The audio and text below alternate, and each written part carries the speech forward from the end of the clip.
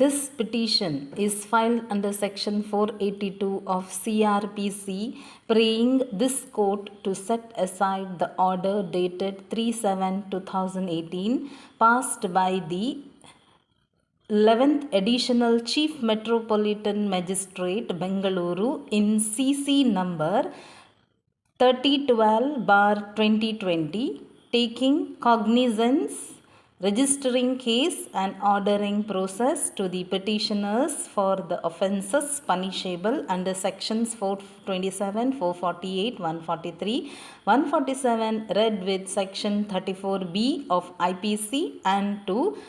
quash the entire proceedings. 2. The factual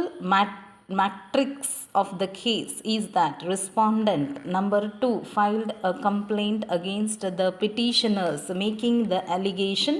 that on 3/1/2017 these accused persons trespassed the house, caused damage to the house, threatened her and thrown out the vessels outside the house, and hence she gave the complaint on the very same day.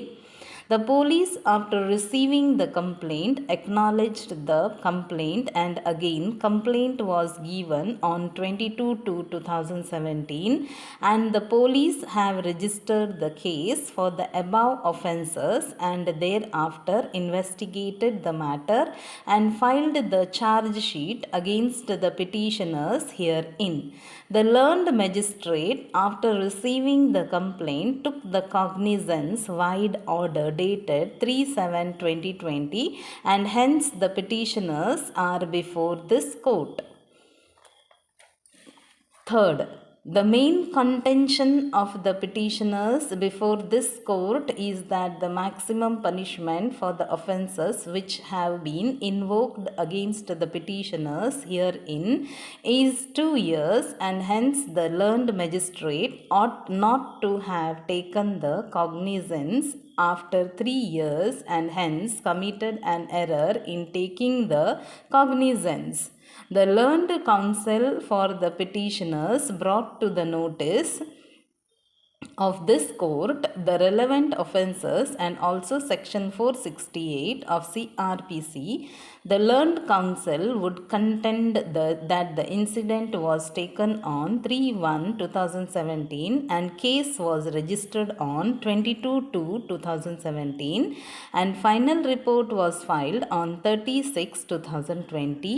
and cognizance was taken after lapse of 3 years. Hence, it requires interference of this court. Fourth,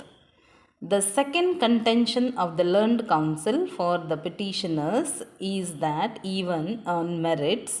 also no case has been made out against the petitioners to subject them for trial. The learned counsel would contend that the building was in dilapidated condition, and any moment it would have fallen due to rain and caused danger to respondent number 2. Hence, the same was narrated to respondent number 2, and respondent number 2 agreed to vacate the house in the first week of January 2017, and accordingly she removed all the materials from the house, and voluntarily herself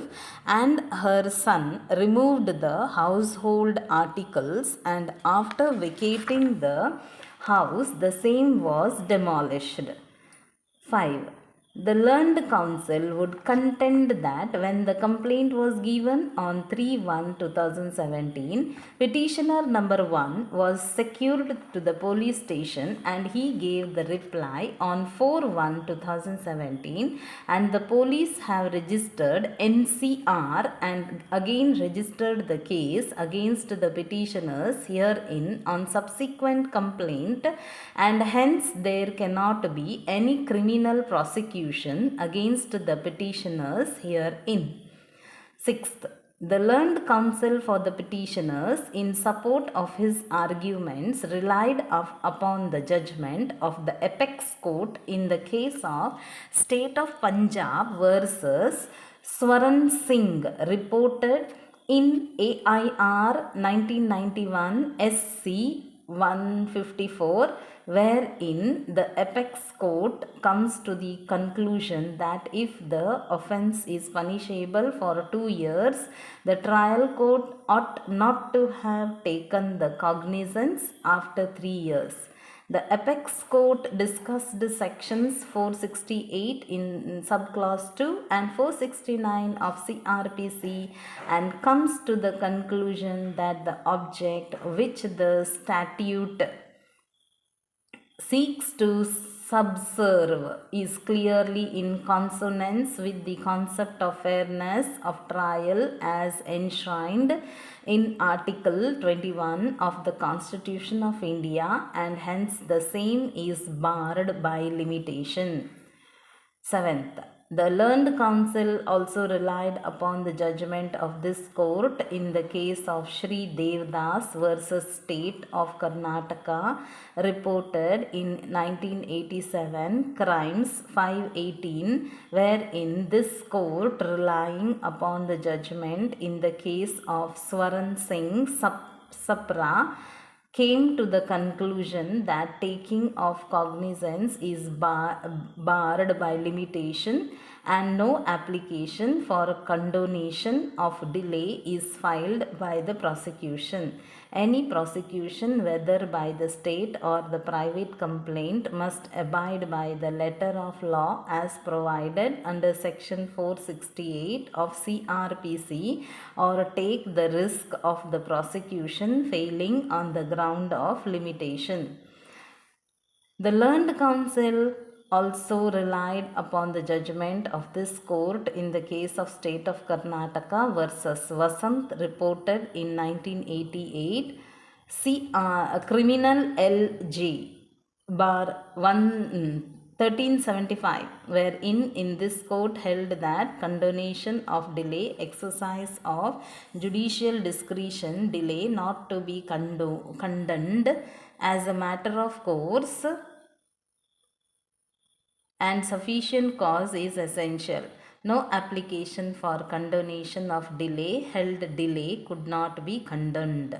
Per contra, the learned counsel for respondent number 2 would contend that the offence is a continuous offence and brought to the notice of this court sections 470 and 472 of CRPC, and contend that no limitation applies as contended by the learned counsel for the petitioners. The learned counsel would vehemently contend that the case was registered at the first instance against accused number 1 and 2 and other 2 accused who have been arranged as accused number 3 and 4, and those accused have absconded.